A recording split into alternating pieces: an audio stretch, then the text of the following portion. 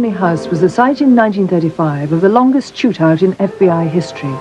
Notorious gangster Ma Barker had gone into hiding with her son Freddie and an amazing arsenal of weapons. After the shootout, the house was riddled with bullet holes, and so were the gangsters, mother and son.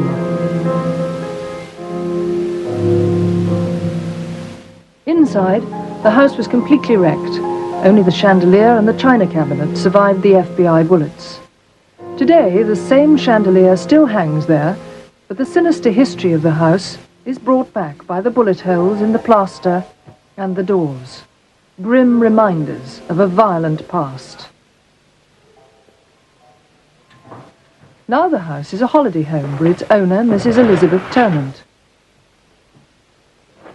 She comes here regularly in the summer and recalls how the family first realized, soon after the shooting, that the house harbored more than mere memories. We began to hear noises, especially at night.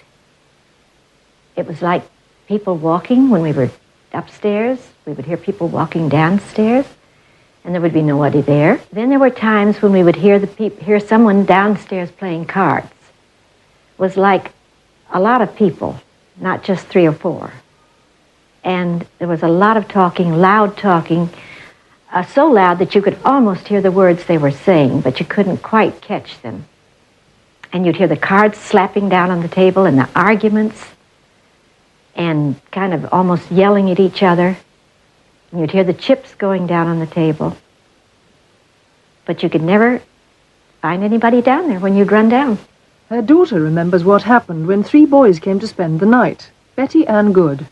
The next morning, one of the boys was very upset, and he said he had stayed up later than the other ones, and that he had gotten in bed and gotten almost asleep, when all of a sudden he saw or heard someone sitting at the end of his bed, and he heard someone combing their long hair, and he reached over, and the boy next to him was there, and he reached over, and the other one was in the other bed, and he just quickly tried to wake all of them up.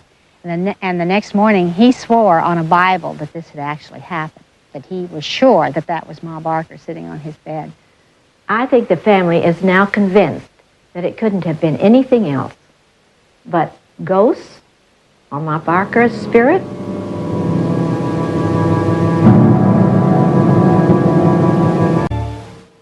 The ancient city of York boasts one of Britain's weirdest sightings. In the shadow of the Minster stands what some people claim is the world's most haunted building, Treasurer's House.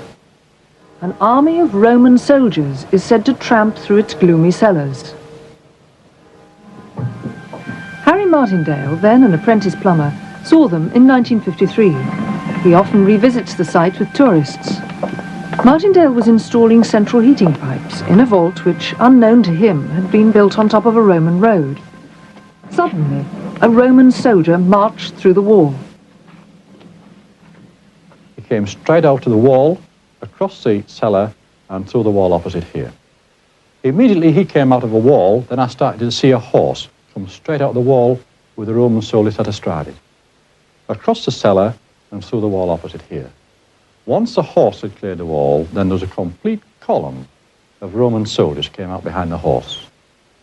One of the first things that struck me was when they came through the wall, I couldn't see any of them from the knees down until they came to where the hole had been excavated in the centre of the cellar floor here. And then for about 2 paces, I actually saw them walking on the surface of the Roman road. The first thing I looked at was the helmet. The helmet came straight underneath the chin here, then from the bottom of the helmet, I could see there was a growth of hair. Most of them had beards.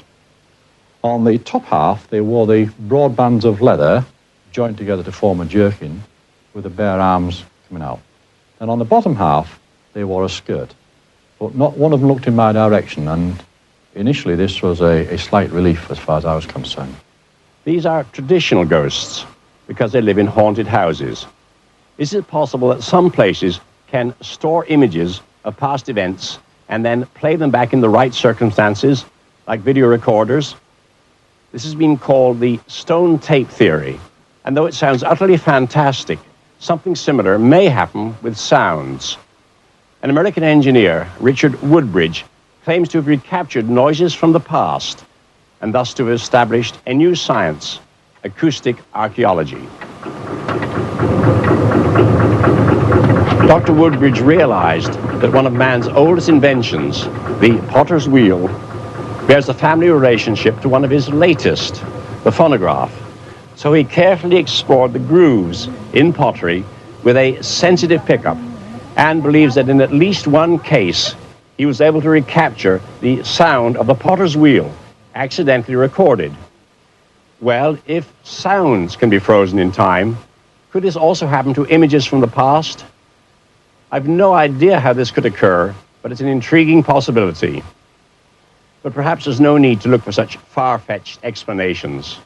There's little doubt that many ghosts are merely the products of overheated imaginations. On a journey through the United States in 1974, a terrifying vision confronted Vicky Brandon, a sinister motorcyclist. He looked so evil, you know, and sort of murderous, and he was dressed in the biker sort of outfit, the leather sleeveless waistcoat with a big hairy chest and a sort of a big fat gut hanging out over his belt, and a very sinister looking figure, really. And being alone there late at night, I was just paralyzed with fear, really. And I thought, I'm going to be murdered, and I had no more thought it, and he was gone. He just vanished into thin air.